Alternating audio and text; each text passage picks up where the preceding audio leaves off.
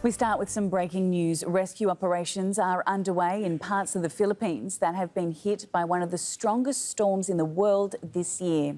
Tens of thousands of people are being moved to emergency shelters in southern and central parts of the country. Officials say about 10,000 villages are in the projected path of the typhoon. Jamila Alindogan has more from Manila. What we are seeing, basically, whatever it is that are made available at this point, are just snippets of what's actually happening at the moment. Typhoon Rai made landfall on Siargao Island, a known tourist destination on the eastern part of the Mindanao region. And it is a slow-moving typhoon, which means that it's going to batter a lot of the coastal and agricultural communities in this part of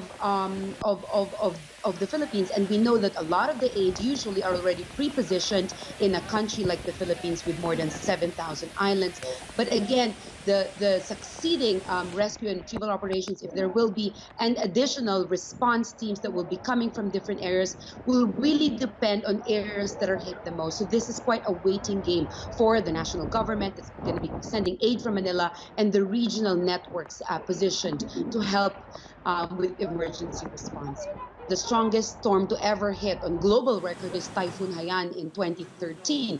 And since then, we've seen efforts to institutionalize emergency preparations, disaster response. But as you see at this point, as mentioned previously, the big issue here is that now there is a difference when it comes to the disaster landscape because of the pandemic. When the government conducts rescue and evacuation efforts, that means that residents are evacuated in temporary shelters like public schools and open the government facilities, but then they can't really stay too long because of the minimum health protocol required by the Philippine government. So what happens then to residents who have lost their homes in many of these areas? So that coupled with the economic recession, which means that a lot of these areas, rural areas that are already badly hit by Typhoon Bangko last year, will most likely suffer again.